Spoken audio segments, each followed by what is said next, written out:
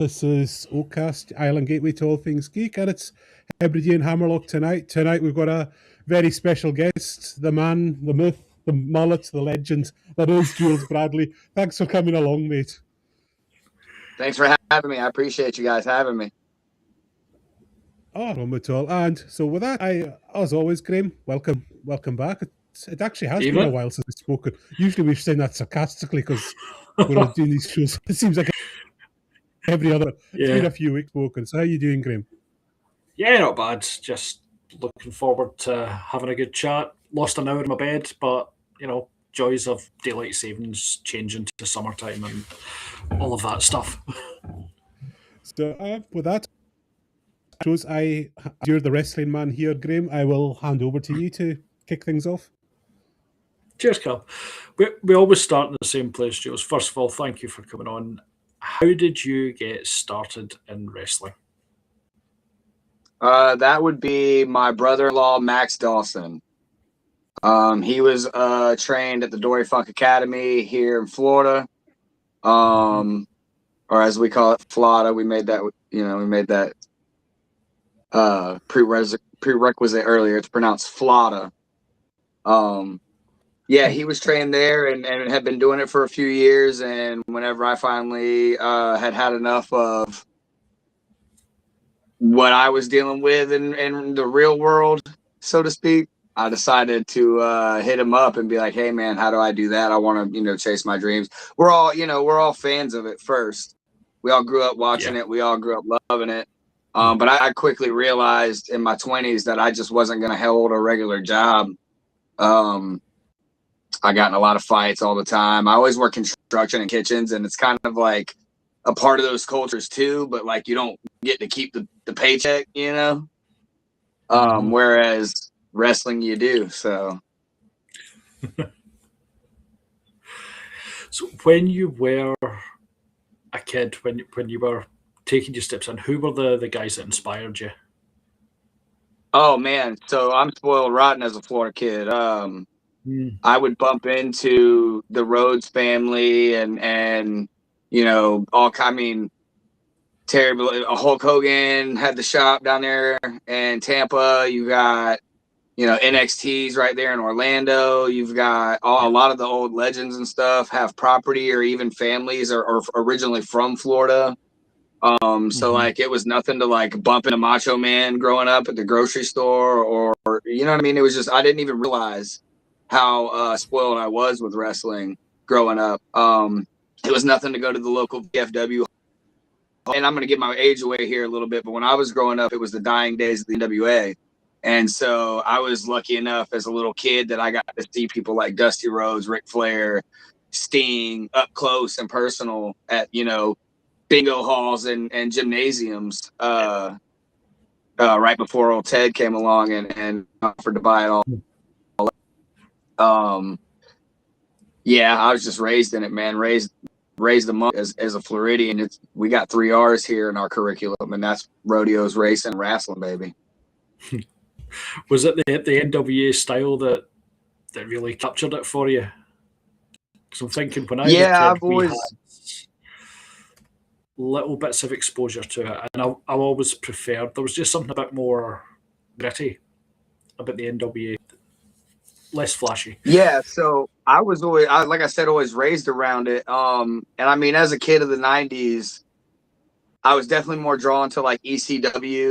Yeah. And the more like, I mean, I wrestled in my backyard, did a bunch of stupid stuff that we're not going to talk about here. But I was more, like as a kid of that time, that's more that I was replicating. But no, definitely what I was drawn to in wrestling was the these like legendary mythos. Cause like I was raised in it. So like, and my dad was a big fan and his dad was a big, so like I'd be with them and they're explaining that this champion, this guy's kid or grandkid, or, you know what I mean? Like that was already getting instilled to me really young. And I think that the NWA kind of had that legacy better than any other company, especially around that time.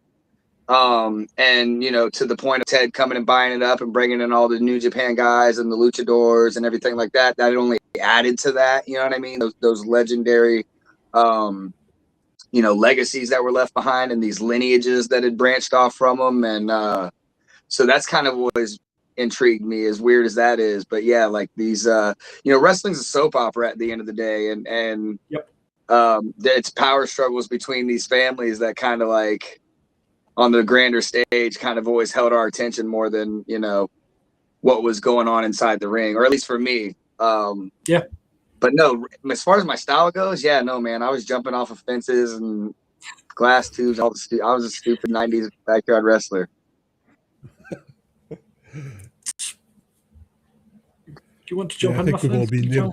No, I was just saying, I think we've all been there with the backyard stuff, Graham, at some point in the 90s, even over here in Scotland. So there's a guy who might be watching just now, Martin, who we used to have matches outside the pub when we came out. We'd go in the Thursday night, we'd come out, we'd maybe had a couple, and yeah, I remember taking a pedigree on a bloody drain cover. That wasn't fun. Oh. It was protected enough. I mean, my face is still in one piece. Way to cover up, brother. Jeez. But yeah, I think I will never forget when I first got started. I was wrestling someone who shall not be named at a company that shall not be named. I was just getting started, so we're not going to care about that. But I asked the guy starting out, I was like, hey, man, how long you been doing this? He was like, oh, dude, I've been wrestling like 10 years. And I was like, okay, sweet. I'm in good hands. Had a good match. Wasn't a bad match by any means, but like I showed up. This was at least bi-monthly or at least every month company. So like I show up a couple weeks later and we're in the locker room and it's this guy's birthday. And I hear the guys going up to him and they're like, yeah, man, happy 21st, bro. We got to go out of the show. We got to get lit. You're allowed to drink now. You're 21 now. And I'm like, 10 years experience, huh? So we're counting all the way back to when you were 11. Okay. Not something that I've ever done or thought to do by any means. I mean, I always considered it playing around as a kid and not nothing serious. So I don't count that. That's why I don't want to talk about it. And once you did get after you'd been training for a while, how did you start to come up with Julez Bradley as we see in front of us just now? Well, so I had we all have a creator wrestler, right? We all play a little 2K or some SmackDown versus Raw, right? So, yep. Or Fire Pro, whatever your thing is. So like I had a creator wrestler. And in my mind, it was basically that kid that we just referenced, grown up in a hood, or as we say, a mask, wearing a luchador mask, because I've always been a fan of Lucha Libre. And so like I had this vision of like this sugar skull mask and wearing horror shirts and calling myself the horrorcore and very quickly realized while training that was kind of played out, overdone. Every locker room has a creepy guy. So like I was like, well, how do I started like, as I was training, I started trying to figure out how to stand out, how to be different. And I kept getting told by those who were watching me and training me, man, the easiest gimmick in the world to do is just you turned up. And so I leaned into that. I started calling myself, the gimmicks, like the moniker started and the catchphrases. Yeah. My dad raised me. That catchphrase I use all the time. My dad raised me with that catchphrase. Some can, some can't, some got it, some ain't, some will, some won't, some got it, some don't, is a way of life for me. It's not just a catchphrase. That was beat into me when I was little. And so if you ain't first, you're last. That was my lifestyle. That was who I was. I'm from the trailer park, born and raised. Under a hood is where I spent most of my days. And so I leaned into that. And I've always had the gift of gab, so the monikers kind of flowed real easily. I started calling myself the patriarch of the trailer park, the shiny one. Julez Bradley ain't a gimmick. That's the shoot. I didn't have to come up with a name. I was born with a good one. So I started calling myself the shining jewel of the South. And I kind of started leaning into that that Florida scene, that Florida man, so to speak, image that I kind of already grew up on and held. And I already had long hair. And I've always rocked crazy hairstyles my whole life. I've had everything from mohawks to mullets growing up. But training, I just let it all grow real long. And once I had got the okay to start wrestling, I think I wrestled like 2 matches like that before I dyed it blonde. And I just had a head of blonde hair. And maybe a week later, I put the sides off again. And luckily, like right within that same, like it was literally a week. Like, and I was wrestling weekly on TV at the time up in Alabama on a local CW up there. So like it was crazy that it evolved that fast, but it was week. Once I dyed it blonde, the mullet was there the next week, and then the very next week, I went from coming out to Redneck Millionaire to the Mullet Shake. My wife found the Mullet Shake, found Jace Davies' account, and found the song and was like, hey, you should ask this guy if you can use the song. I reached out to him. He was cool enough to actually let me use the song. So people ask me all the time, they're like, is that song custom? And I'm like, no, but you can't use it. But I mean, it gets used all the time for like the international mullet competitions and the United States mullet competition. The Savannah Bananas use it for one of their dance routines. It's a popular song. I know a lot of like the softball, t-ball kids have their own entrances nowadays as a thing, and I know a lot of them come out to the Mullet Shake. So, and I like to think I'm an inspiration to a lot of those kids, so. Well, I've learned something new. It was just natural. This isn't gimmick. This is just who I am. It's me turned up. Yeah, well, I've learned something, that there's an international mullet competition, which I must now go and watch at some point. That sounds like I gotta join it at some point. You've got it. You've got to join. Is there an association for mullet? Oh, crikey! There's a brotherhood of mullet. Yep. I should be the spokesperson. Yeah. Do you think there's enough time between now and Owen, Cal, for you and Hereward to have a mullet contest? Mullet face-off. Yeah. Me and who? No, for Cal and one of our other. Because nobody stands a chance. Nobody can beat this mullet. All right. Yeah, we've lost already. Line them up.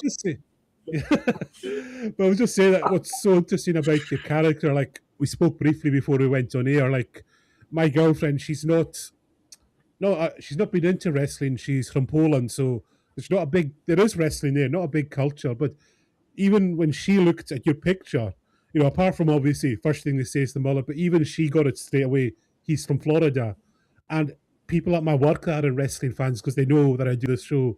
Again, show the picture, Florida man. This is people away over Scotland. That's got to mean something to you, that it's just so irrecognizable what you're doing there. So I don't know who said it, but somebody said one time that a great character is recognizable by their silhouette only. And I'd like to think that you could darken this out and you would still know who it is. You know what I mean? Yeah. So I appreciate it. It means it's working. All right, it's cool. Graham, you can come back in there. All right. So you said that when you had done your bit of training and then it was coming into your first match. Walk us through what it was like that very first match. Taking that first bump in front of a crowd, everyone going along with it. So my very first match is a bunch of funny stories all rolled into one. I had been okayed and cleared to wrestle by my school. I was booked on their next show. But a fellow worker who was in our group chat had a spot come up on a show prior to that he needed someone to fill. He jumped in the chat. He's like, hey, if anyone has any gear, would like to jump in the car. I need a worker for this day. I, of course, reached out to my coach and was like, hey, is it okay if I jump in the car? He was like, yeah, man, this is exactly what it's about. So I did. And I threw my Amazon kick pads and sneakers and, Temu stretchy pants and a backpack. And I drove out to Toomey Tools, which is like a hardware store that is sponsored by a wrestling company. And it was a grand opening. And they had Jimmy Hart there. The Rock and Roll Express. Mm-hmm. There was I want to say Glenn Jacobs was there that day, but he wasn't there for my match. But anyways, I get to wrestle. I end up getting to wrestle my buddy who offered the spot. He's been doing this for a while. Cole Bohannon, big shout out, Cole Bohannon.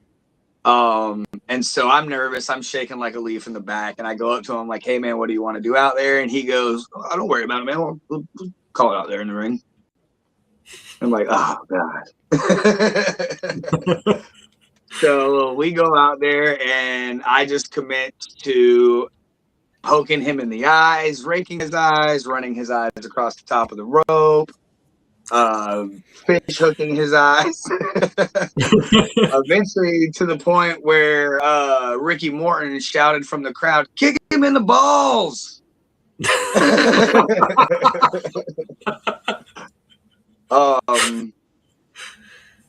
It was a good time. It was super hot. The ring that we were wrestling in was one of the old school like NWA rings with the plywood instead of the boards. And so what they do to keep the corners of the plywood from separating and bouncing is they'll take stop signs or something metal flat, and they'll hold the corners down and screw it down. Well, you can feel the screw heads if they, if you land on them, and especially in Florida heat, man, that was a brutal match. That was a brutal ring. But I did get to hang out with the Rock and Roll Express afterwards, and Jimmy Hart, and that was cool. But yeah, I can't even recall the match and what all happened in it. It was such a flash. I was so nervous. I just know my offense was completely centered around heat and the eyes. And I was so glad it was over when it was. And yeah, no, it was the start of the sickness too. I mean, after that, I was definitely hooked. So quite an introduction though, to be first match, call it all out there. Is that something you've kept going since? So I was trained really heavily that way. I know that's kind of like a lost art in the business, and I'm probably one of the more prouder, if it's up to me now at this point in my career, that's how I prefer it. That's how I like to do my matches. But I was specifically trained that way. Big shout out ghetto superstar Steve Pender, my wrestling dad. Love you, Pops. At DCCW, Building Blocks Academy.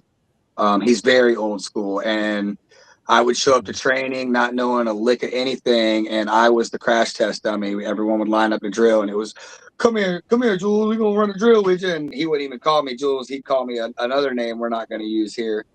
And he would just commence to beating the crap out. Like, he would just grab me and go. And I had to learn to go. I had to learn how to, work essentially. And so, that translated, I think, to being able to do that a lot, big time.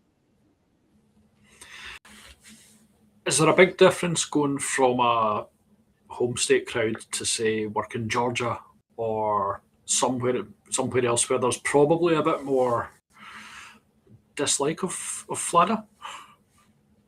I would say it's even as deep as just town to town. Yeah.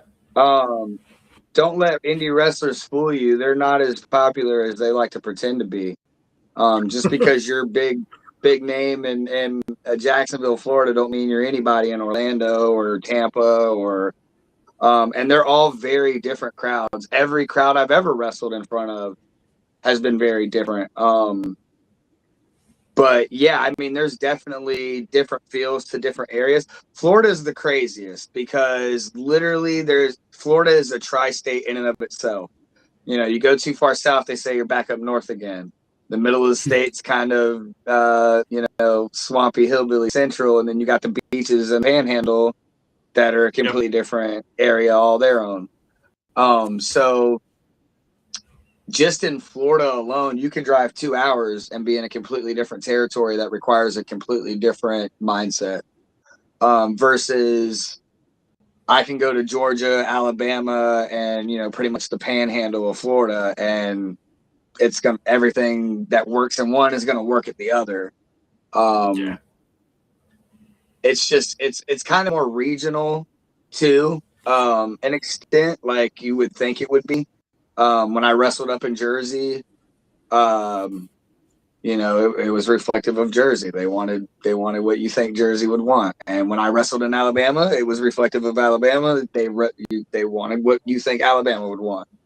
It never hurts to listen to the crowd and watch other matches if you get the chance to see what works and what doesn't. You know what I mean? But that's one of the benefits of fly too, is you can change it up and then go with what's going to work and get rid of what's not. Yeah. Do you approach it differently when you're working with a manager? Yes. Oh my God. God, I miss you, Sticks. So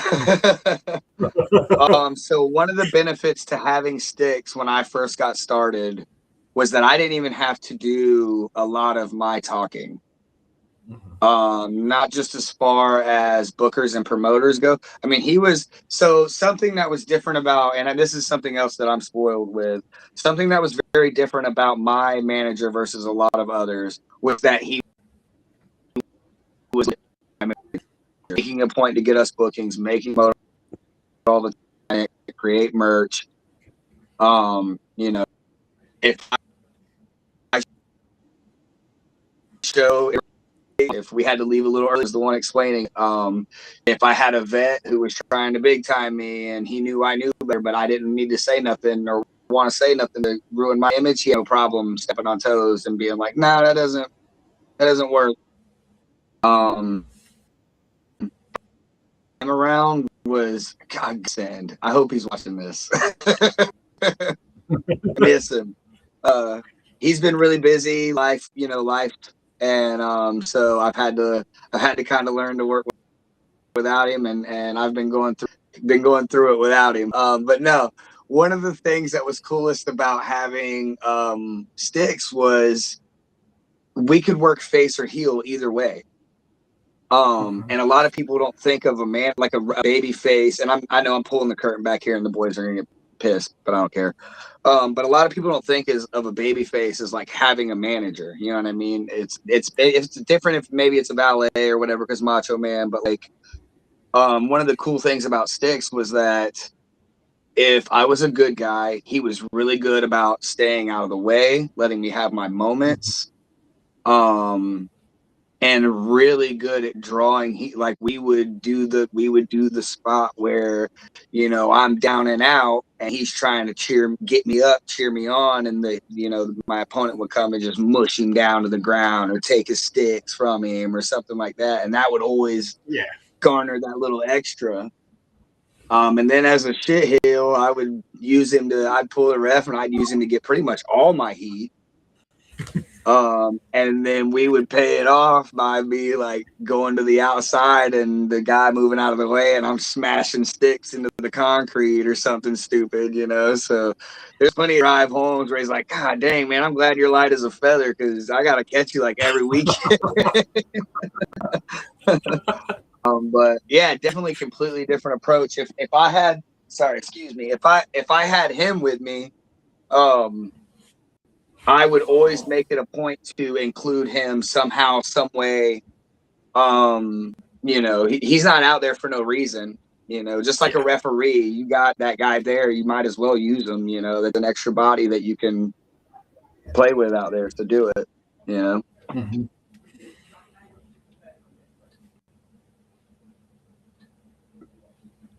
You there, You want Graham? to come in, Cal? Yep. So I was just looking at the chat there. One question that we usually ask all our guests is that first bump when you started training. How did that feel? What was it like? It sucks. I can't I can't downplay it. I'm not gonna downplay it. I'm not gonna try to upplay it either and try to, you know, act like what we're out there doing doesn't require some safety aspects. But no, man, I mean, it's just like the pictures you see online. It's just boards, maybe this much padding if you're lucky, on a metal frame. It sucks. A part of our training, part of the first 6 months of your training, building calluses up in places normal people don't have them, teaching your brain to do stuff that you doesn't want to do. Yeah. So it sucks. I've seen a lot of people come and in my little bit of time. I've seen a lot of people come and go. People you would think would be good at this, big muscle guys show up. I want to be a wrestler, and they're gone after the first day. And yeah. We spoke before we came on a wee bit as well. You had a tag partner for a little while. Yeah. A gentleman we spoke to about a month ago, Big Rig Brian Colton. Yeah, I don't know how much he talked about me or what all you guys know about it, but former tag partner is a really nice way of putting it. Yes. What were the good parts of having a tag partner? What were the not so good parts? And what was it that made you decide that this just wasn't working for you? All right, there we go. Yeah. Okay. So if we're going to harp on Big Rig specifically, because I've had other tag partners in the past, we were thrown together because the powers that be, we got to put over the people who put us together. So you guys can go watch this. If you haven't watched this, go to Proven Ground, WWN Proven Ground YouTube. You'll find it. Me and Big Rig Brian Colton were thrown together by the powers that be because our gimmicks matched. I guess we were both considered blue collar by the powers that be. Ain't nothing blue about me, baby.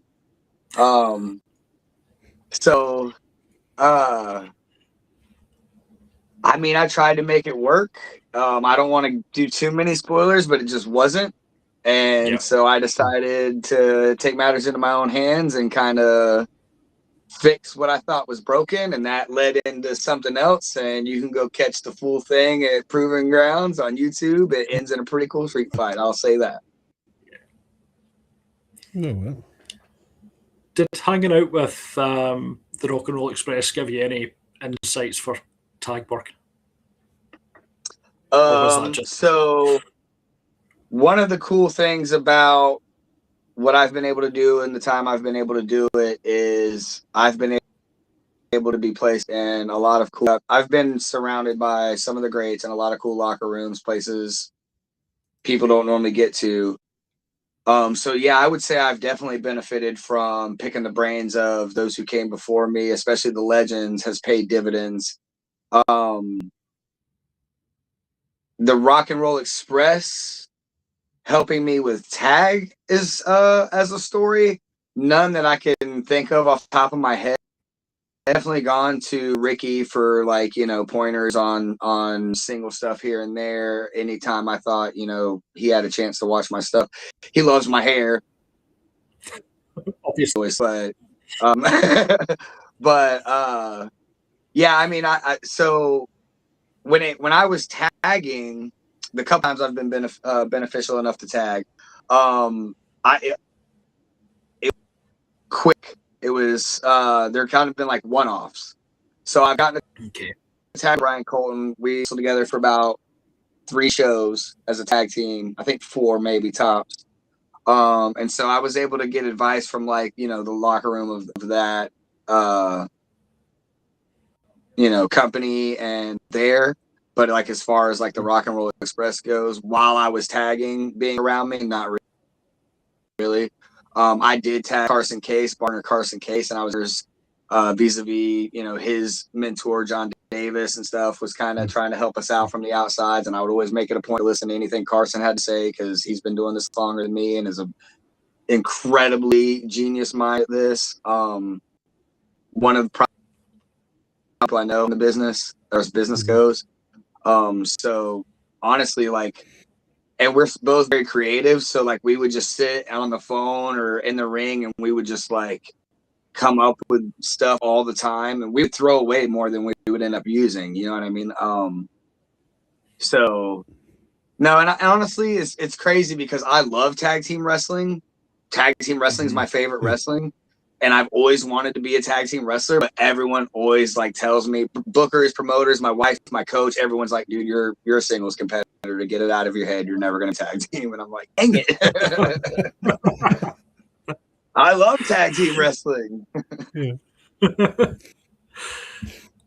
How do you balance having, you know, your home life plus presumably some sort of daytime job as well, alongside, you know, travel, recovery, wrestling, relationships, merch, everything that you, speaking to people like us, everything you have to do alongside the performing part? How do you balance all of that in your day-to-day life? How PG are we on this show? We can go there if you need to. If necessary. No, I'm kidding. No, wrestling is probably one of the biggest balancing acts there is for anyone, obviously. Like you just that was a really good list of stuff.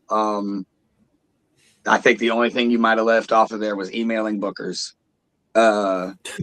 So I am one of the few very blessed, and I don't term lightly at all, that when I came into wrestling, I had the fortunate stability to pursue it full time. So I don't have a regular shoot job. I do this full time.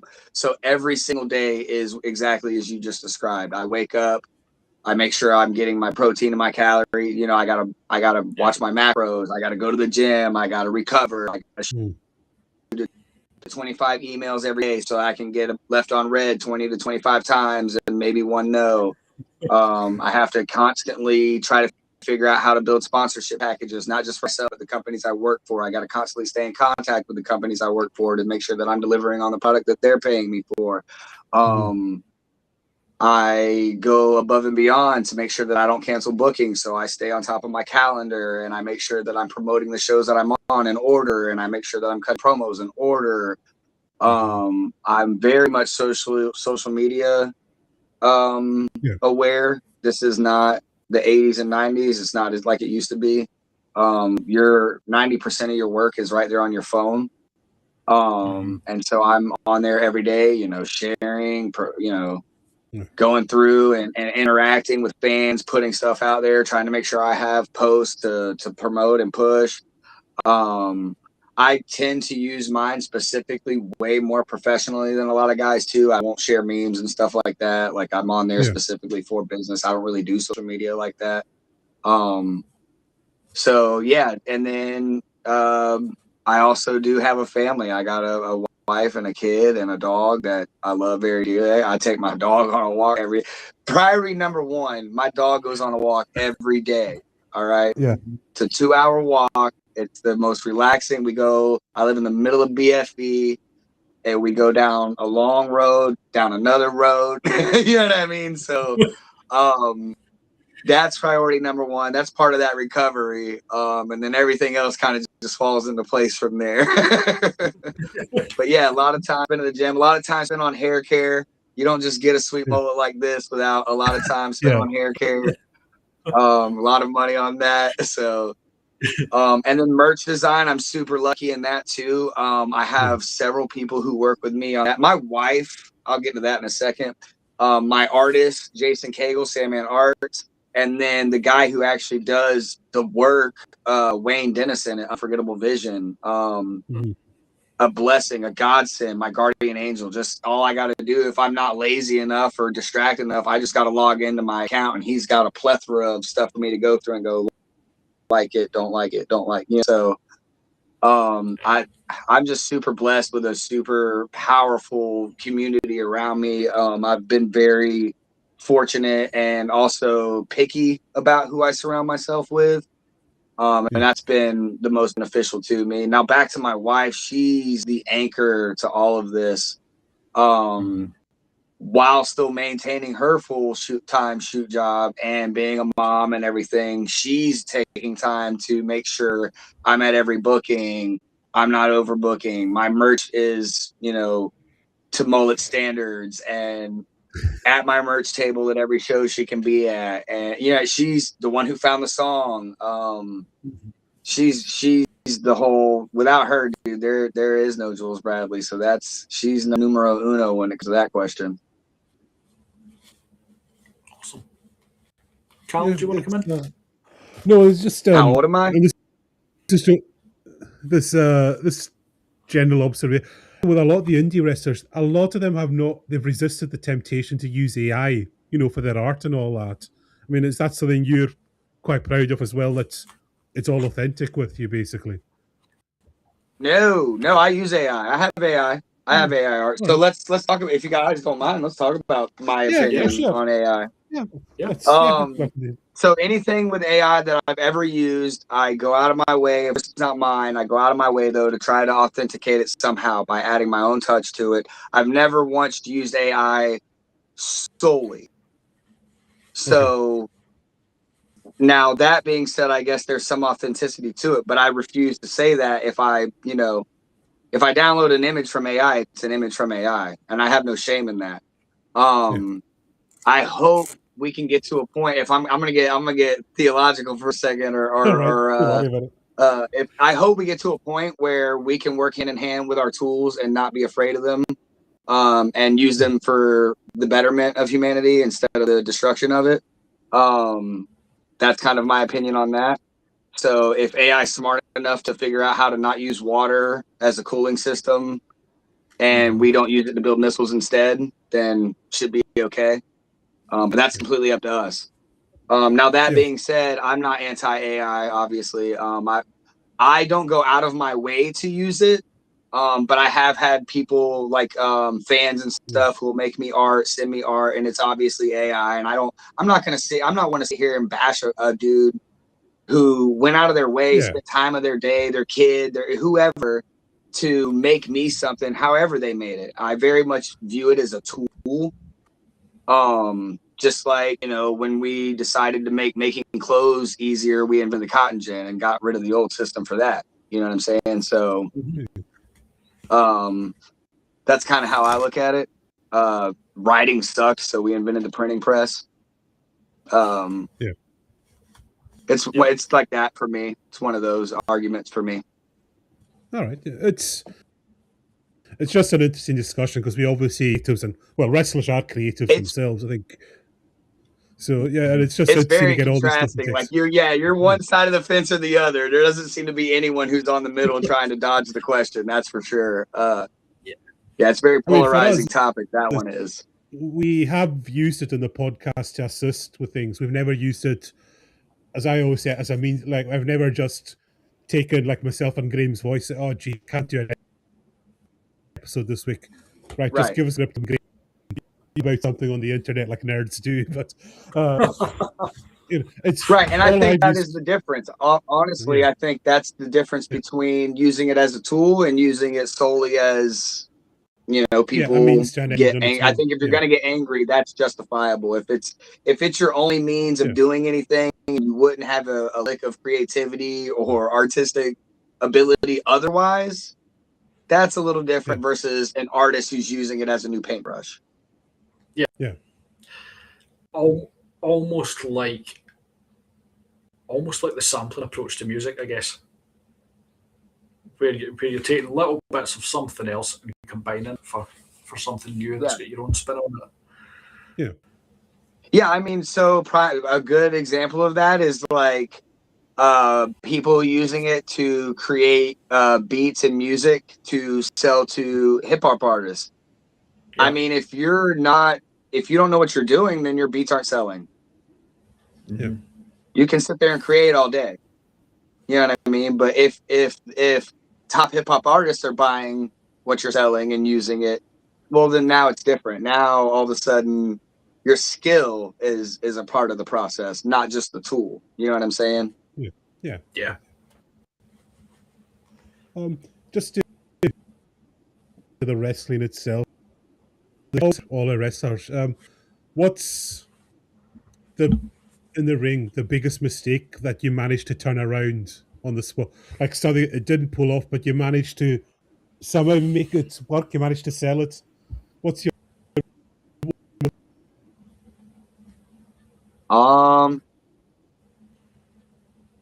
Yikes. I don't even want to admit how many I've had.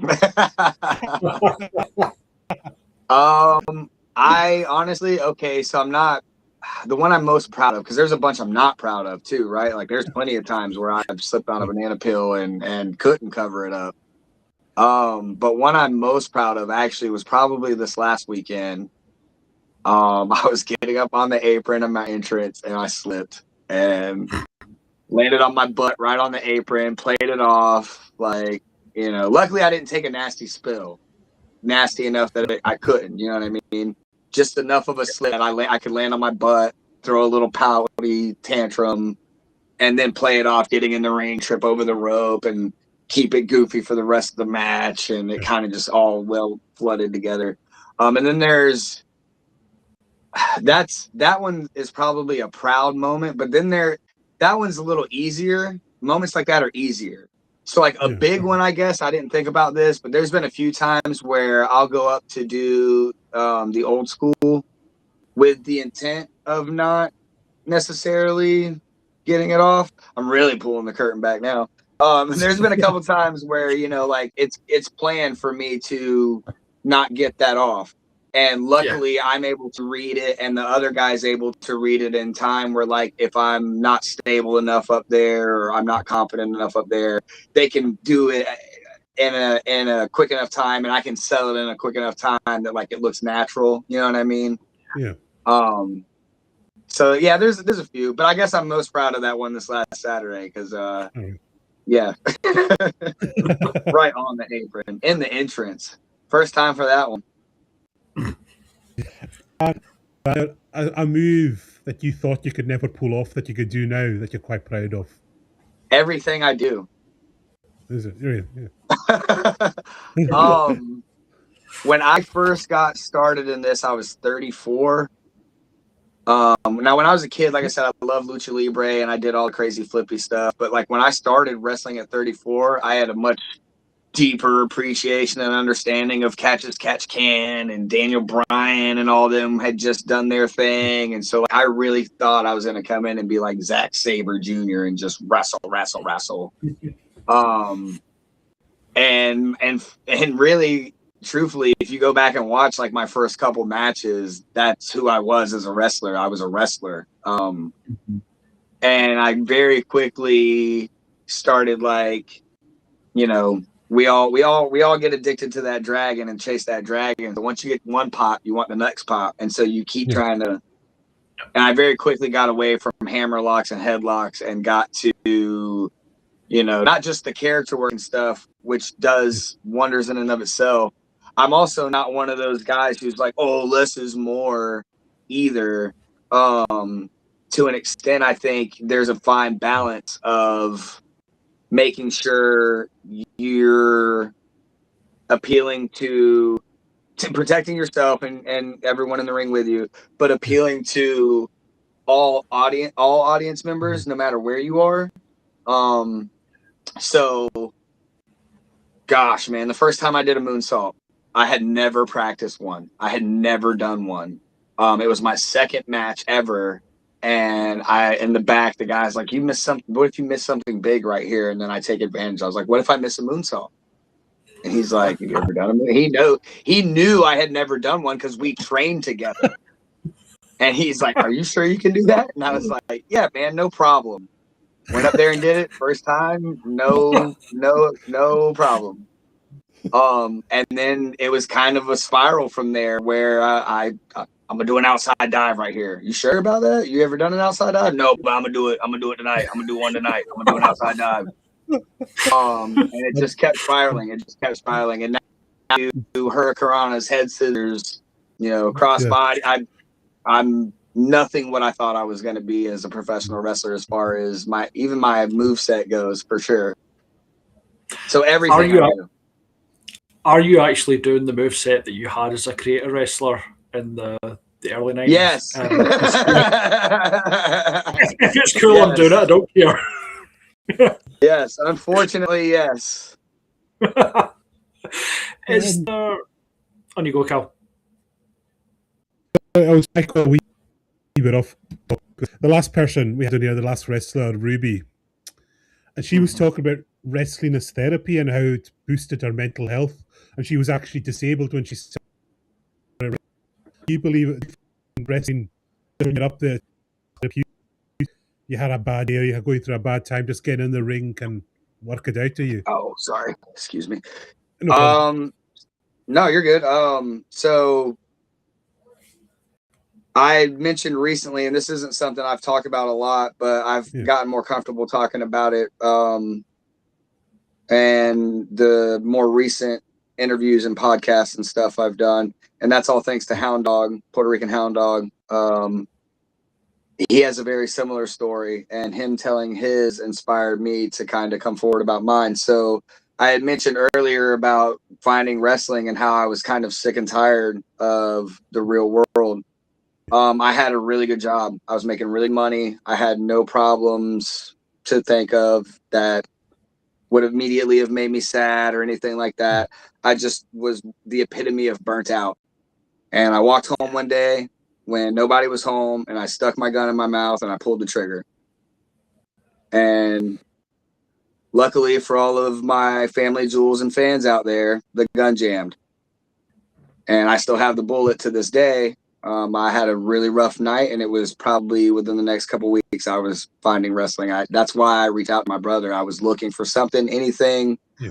I'm not a very religious person, but I am spiritual. Yeah.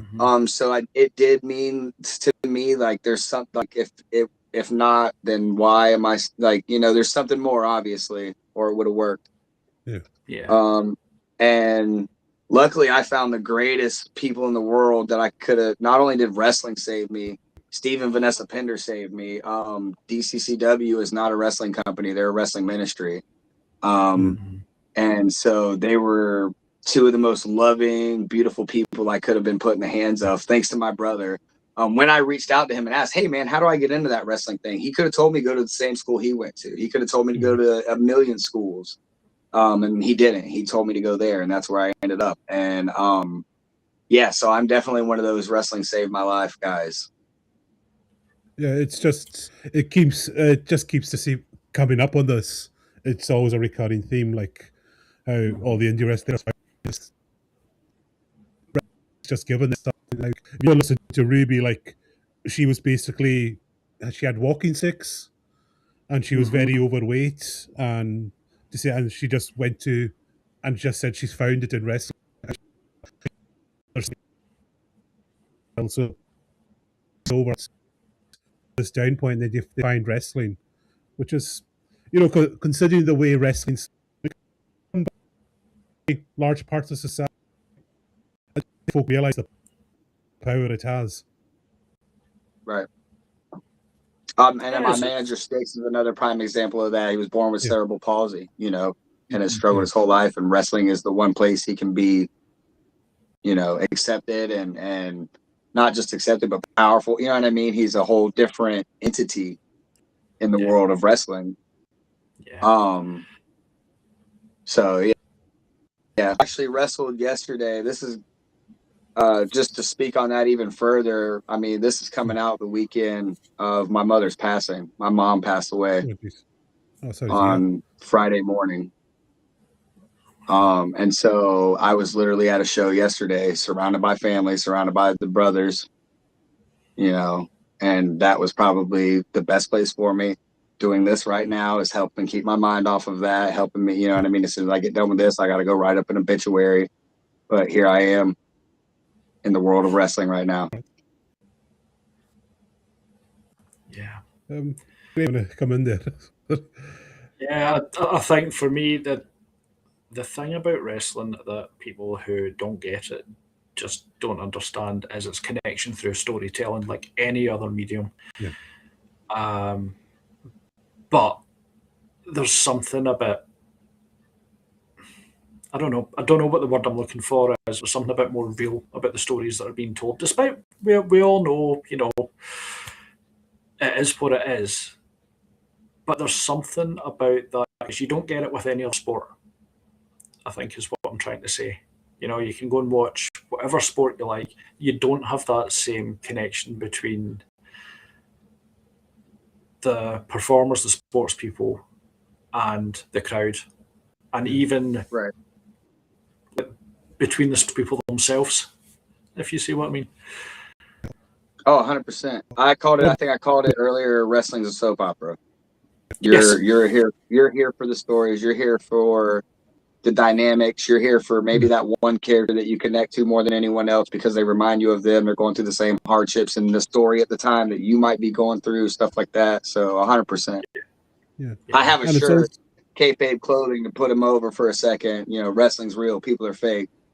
Yeah. Yep. And it's also, what's the word? Is it universality? Is that a word? How universal wrestling is. It's like seen as such an American theme. And it was Chip Watson that told me about that. And I think I've shared it in our group chat, and it maps every single promotion around the world, and you're just stunned. Mm-hmm. Dots just covering the globe and everywhere. And even just recently, there's a Scottish independent wrestler, Angel Hayes, and she's on a huge tour of India, place you would never think pro wrestling was, and she's just coming back. It's just astounding how people connect with us wherever you go in the world. There's something just incredible about this. Entertainment, sports, like kind of combined, and it's like. And I'm sorry, just to carry on. You said, Graham, was I think just in any creative art form, the connection wrestlers have to their crowds is unparalleled in any performing or creative art. I think so. I agree 100%. Yeah. Sorry, so there was going to be a question in there, but then I just went off. No, it was good. It was good. I do that as well. Yeah. Thinking about other influences, Jules. So everyone takes from everywhere that's all around about them. I mean, even I think to some extent we do this with other podcasts that we'll listen to, like your style, take about. Outside of wrestling, who influences you? Or who influences Julez Bradley that's not directly connected to wrestling? I mean, honestly, my mom was a big part of me wanting to pursue my dreams, travel the world, be different, stand out, strong. I pull a lot, obviously, from Trailer Park Boys. If you've ever watched any of my promos, I'll use Ricky-isms and stuff all the time. I pull a lot from Ninja Dave and Diamond Academy off YouTube. I found that super hilarious when it was a thing. And so that's where the single wide strong style came from, and me wearing a denim gi and all that came from. And then another really strong influence on Julez Bradley as a person, as a character, would definitely have to be, again, my wife. She's like, she's the shaper of the clay, man. Like, we'll sit and just talk about stuff. Anytime I even have any idea, of course, I got to run it by the boss, and she'll tell me real quick. She'll remind me real quick, like, that's not you, And I'm like, yeah, you're right. So, yeah, they're definitely the biggest that I pull from. And then here lately, and this wasn't even me This was the fans did this one for me, and I leaned into it in the last year. But especially when I was first getting started, I was so adamantly against it, and it worked, especially as a heel in new places. But of course, I get Joe Dirt and Tiger King references all the time. And so eventually I just started leaning into them. But that one wasn't me. That was the fans. Yeah. The fans gave me those. So Yeah. I wondered if you were a fan of Eastbound and Down as well, by any chance. yeah. Like Kenny fucking Powers. Yeah. Yes, sir. I'm seeing there's a question came in, Cal. From All right. Robin. Is there... Okay, I will just pop that up on the screen.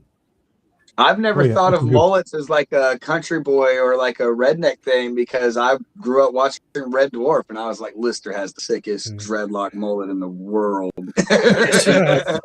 Yeah.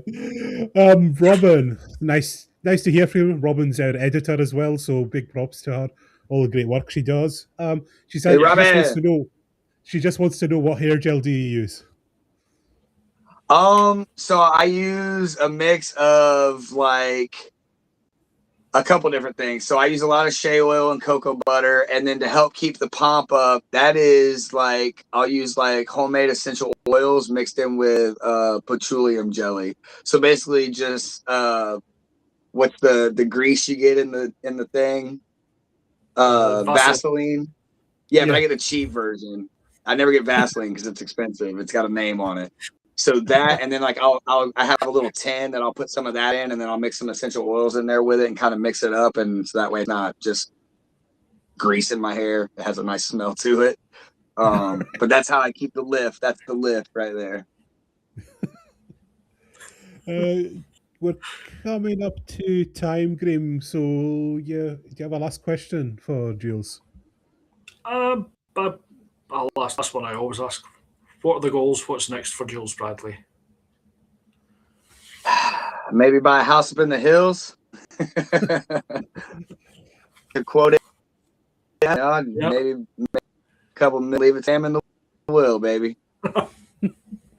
That's a good one. Yeah, those are good goals indeed. So to finish out, we always do a quick fire round. So it's just these are not serious questions. So I think you'll cope with them quite well. So are you ready for some quick fire? Shoot, baby. Right. So you've got to cut a promo, but you've superglued your hands together. How do you hide the fact you've superglued your hands together? What are you saying in your promo? We're leaning in. All right. Yeah, we're doing something where as soon as I get these to part, I'm gonna get them around your neck. So something, it's in there now. All right. Next up, if you had to rename one of your moves, the Bradley Breakdown, whose night is it going to destroy? August Artois. There you go, direct answer. So if your entrance theme had to be a children's TV show music, which would it be? My Little Pony. That's come up quite a few times. So that's I think. Yeah. Bizarrely, I think that's a banger. Big Rig went with that. That's a banger. It's on the playlist, man. So shout out Warren Phelps. So you're given a tag team partner, and they're a seagull. So what's your tag team name? Flock of Trailers.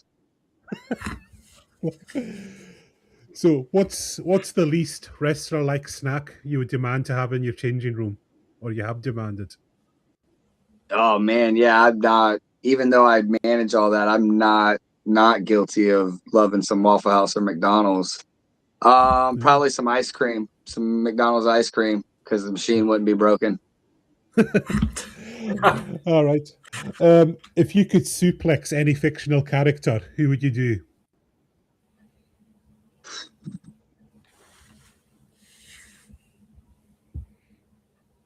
I went with a whole bunch of real people first in my mind. Goku. Well, we're quite interested. You've got us interested now. Can you name one of the real people, just out of curiosity? Abraham Lincoln. So, yeah, that's what it shows. What horror movie villain would run your merch table?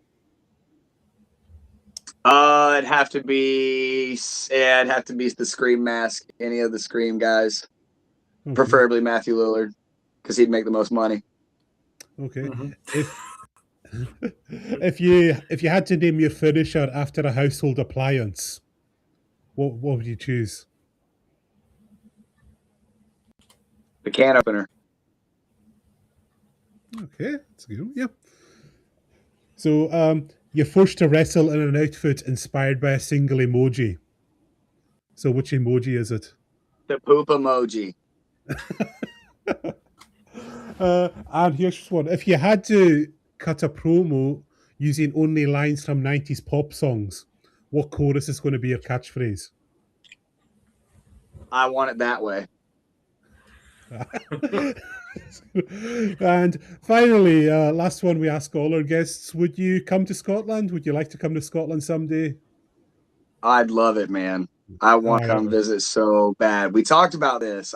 Yeah, we talked about We'll this on see. Facebook. I want to so bad. Y'all let everyone know. Get in your promoters and bookers' ears. We want to book the mullet. Where is Julez Bradley at? We know about this great wrestler. Where's he at? Yeah, so just follow the mullet. The mullet will reveal all. And The also, mullet shall set you free. the mullet will show the path. If you shake it, they shall come. Yeah. Can you give us a thing of the mullet? Oh, yes. you want one of those, baby?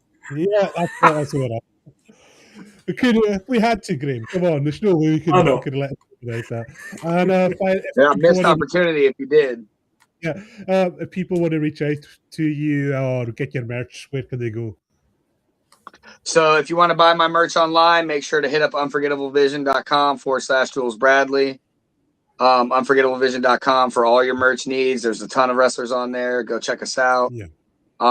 And if you want to reach out to me on my socials, feel free to do so. You can private message me through Facebook or Instagram to reach out to me, or you can email directly julesbradley@gmail.com.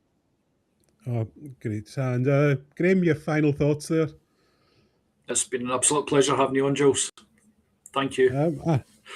And I appreciate it. Thank you guys. It's been a blast. I'll just echo that. Thanks so much for coming on, and who knows, we might hook up again some point in the future to see how things have gone for you. Appreciate it. Thank you, guys. All right. And with that, good night to everyone in Scotland, and good evening to Florida, and wherever you are in the world. Have a good rest of your Sunday, and we'll get another. What more could you ask? Two mullet swings there. Right. Good night, everyone, and